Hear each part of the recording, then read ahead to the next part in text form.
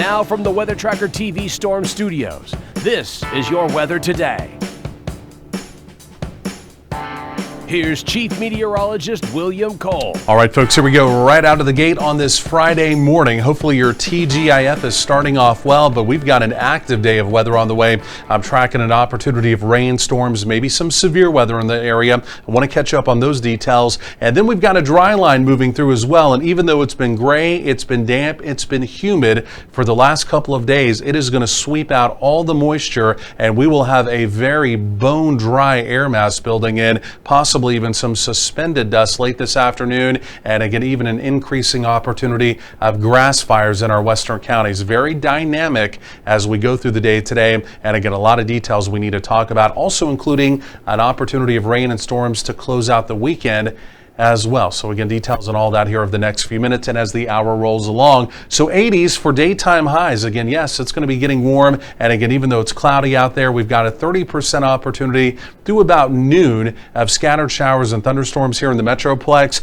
Look at those sun icons. We will be transitioning quickly to full sun as that dry line does move through the area again as we head into the afternoon. So wind gusts here. These are peak wind gusts for any one reporting station, and we know we've had a very breezy, in fact we can just call it a windy southerly wind as we went through the overnight this morning as well. Look at DFW, that's a 37-mile-per-hour gust across the runways earlier this morning. This is since midnight, but that southerly wind will be turning westerly, and the westerly wind will be just as gusty as we go through the day. That's moving in that very dry air mass from West Texas and the deserts of the high plains of New Mexico. We can also bringing in some of that suspended dust as we go through the day as well. Radar is pretty quiet right now, but as we go through the morning, there will be an opportunity of a few scattered thunderstorms trying to develop. And again, even as we go through the afternoon, a few thunderstorms possible as well. The really bulk of the rain probability today, it's truly going to be from I-35 off to the east. Here's the dry line, little black line. Here's the Pacific cold front in blue. And again, those features will be moving in quickly as we head on into the afternoon. The reason why those are moving in, the reason why we have an opportunity of active weather today, well, it's the storm system. We've been talking about this now all week long, and take a look at this thing here.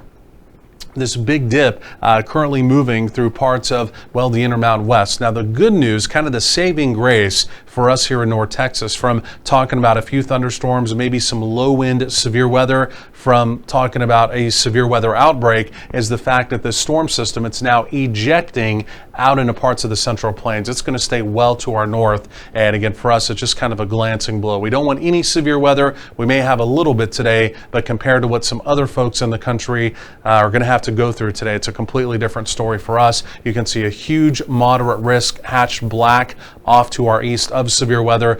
Tornado outbreak again across parts of the Midwest, the Corn Belt, all the way into parts of the Ohio River Valley. All of that being quite possible today. So not a good day for the folks over there. Again, meanwhile, back here at home, we have our own area of red. But again, this would primarily be for hailstones up to the size of $half, and again, an opportunity of 60-mile-per-hour wind gust. I think the more likely opportunity would be down in our southeastern counties. Tornado zone, it's low, it's not zero, but again, the tornado threat to me does appear to be pretty minimal as we go through the afternoon. Okay, so here's a peek at the model.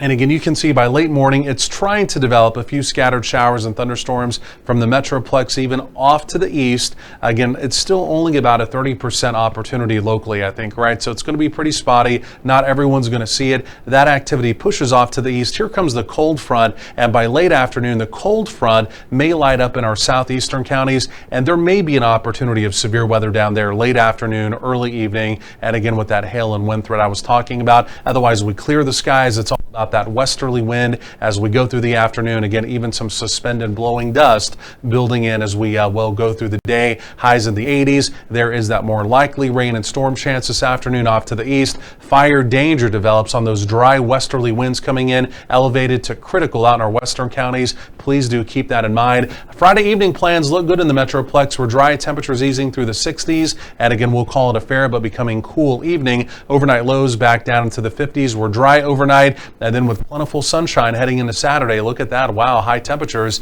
generally in the mid 70s. So it will become a pretty decent looking weekend. The next opportunity of rain and storms, though, it is showing up for Sunday. We've got to track that one carefully as well. More coming up.